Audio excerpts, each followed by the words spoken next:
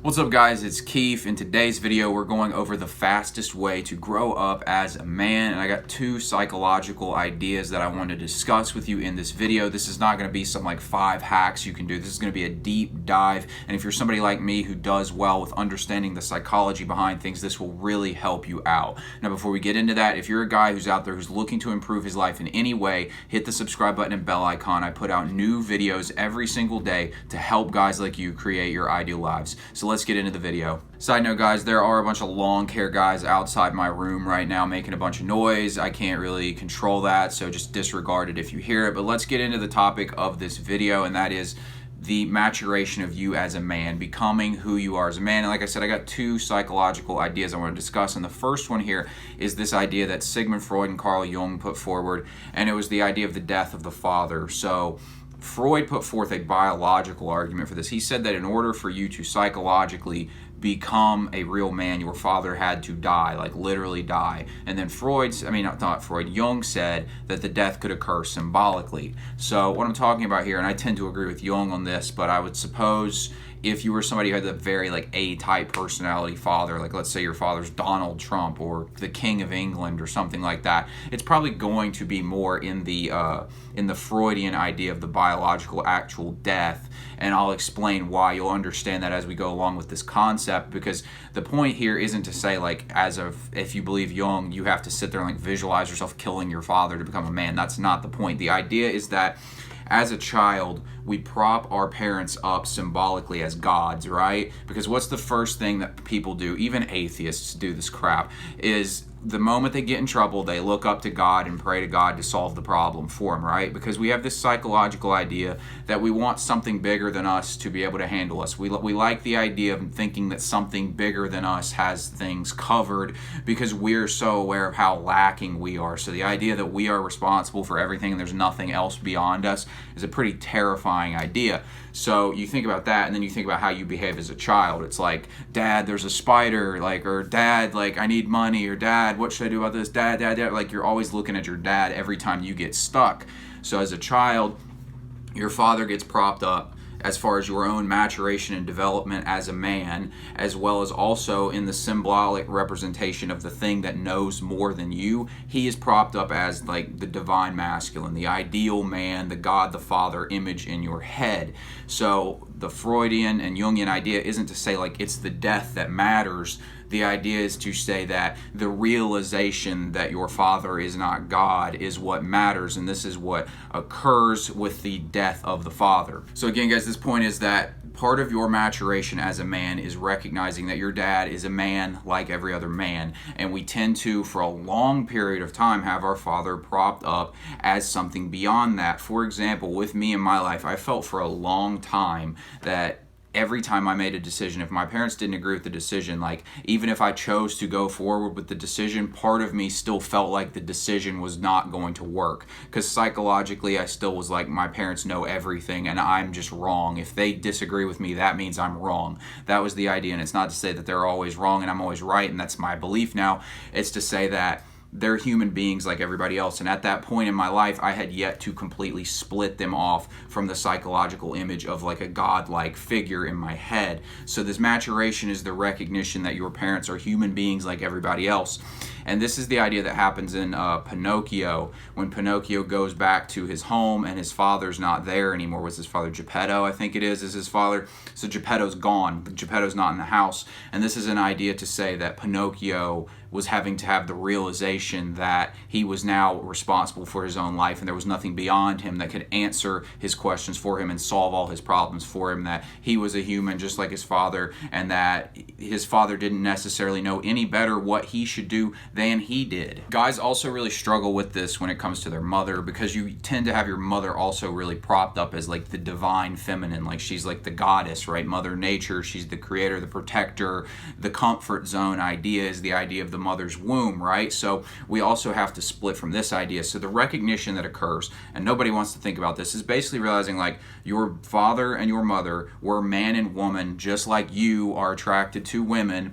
Your father was attracted to your mother, she was attracted back. They're sexual creatures, they acted like human beings just like you, they had the same experiences, and nobody wants to think about this. And I'm not saying you should sit around thinking about your parents having sex or something, but I'm just saying if that idea is so foreign to you that you can't stand it, then you haven't quite split off and recognized that your parents are humans yet, and you still have this psychological image of them as gods in your head, and you have to get rid of that in order to truly develop as a man. Now, what happens when you do this, guys, when you have figured out that your father isn't God, pretty much, is there has this separation in your head, because you've still got this ideal image of masculinity in your mind, and now it starts to kind of look at you, and you're like, okay, well, I'm not living up to my ideal. And so what you do is you project where you're not living up to your ideal onto your father's lack, right? So wherever you feel that your father comes up short of the ideal, you resent him for it, but you're only doing it because of where you feel you're coming up short. It's a complicated idea, but you're projecting your own inadequacies onto your father. And this, what happens is you tend to go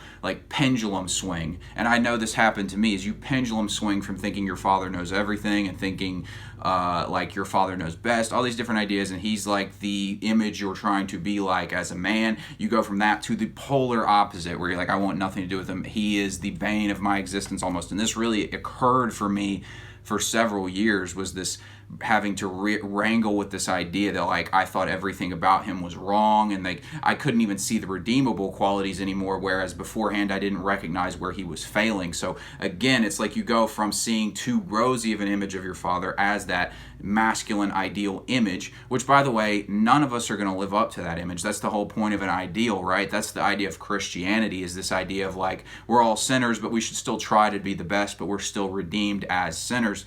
So that's the idea. So like it's no shame that your father's not the ideal God image, right? Like nobody's going to be that. You're not going to be that either. But anyways, you go from seeing him in that light, thinking I need to model his behavior because he must know everything because he is this God image in my head, to he knows nothing, he is the reason I'm not the God, right? Like this is what you start thinking, and you start thinking everything about him is wrong and not what you want to be. And this is the pendulum swing until finally you have to come to the realization that like he's a mixture of good and bad, of mistakes and successes and wisdom and also failures, just like you're going to be and you currently are. And when this happens, you start to look at him and be like, the relationship dynamic will change with your father in this moment, and you'll see him just as like another man, right? And it's like, it doesn't mean you don't love him, like he's your father and all that, and he's got more wisdom than you because he's older than you, but at the end of the day, he's a man like you're a man, right? And so there becomes more of a contemporary relationship at this point rather than God and like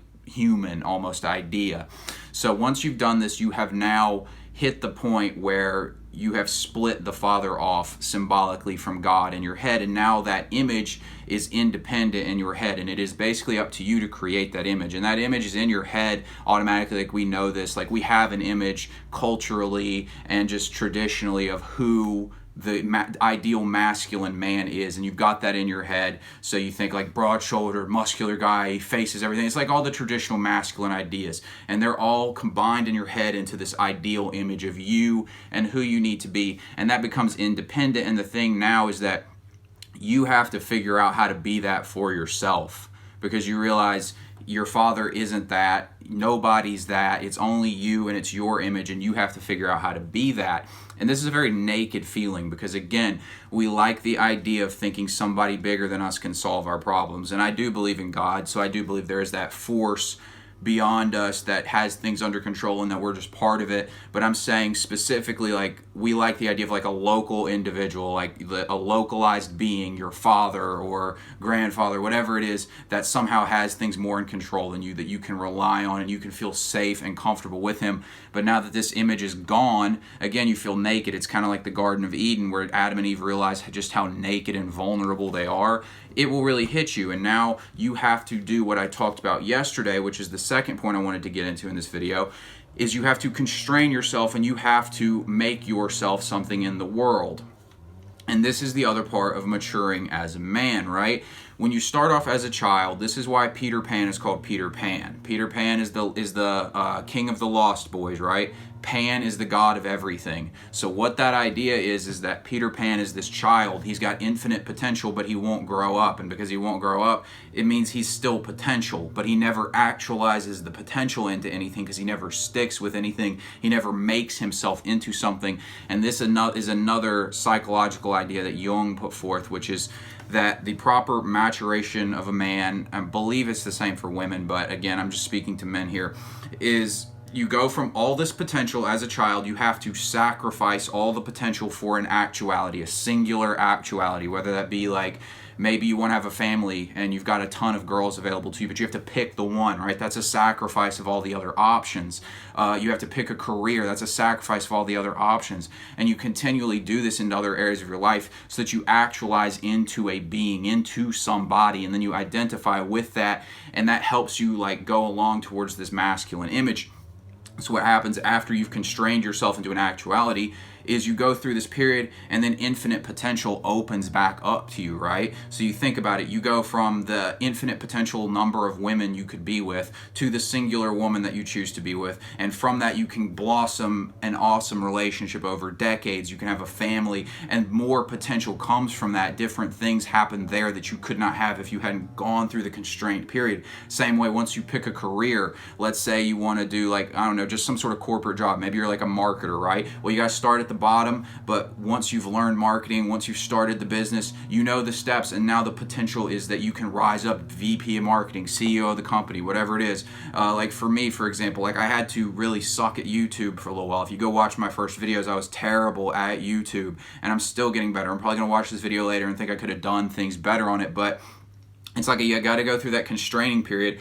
But once I go through it and I learn how to do good on video, and I learn what my audience wants to hear, and I learn how to give more value, I have more opportunities at my disposal. Now I can learn how to talk more long form, do podcasts, do interviews. I learn how to do coaching, do all these different things. More opportunities come to me once I go through that period of constraining myself. But again, this requires sacrifice, and our culture has been prolonging sacrifice these days. So like a good example of this is, for a long time I kept playing basketball on a regular basis. Like I used to really like playing basketball. I wanted to be a basketball player when I was younger. And so I'm like 21 years old, and it's like I'm making a commitment still, like, well, I better go play basketball because I don't want to get bad at basketball. Like that is one of those things you have to learn to sacrifice, right? So I had to learn, like, you know what, it really doesn't matter if I'm ass at basketball, right? Like I'm not going to do anything with this. This is a potential I have to sacrifice for the actuality of being something in the world.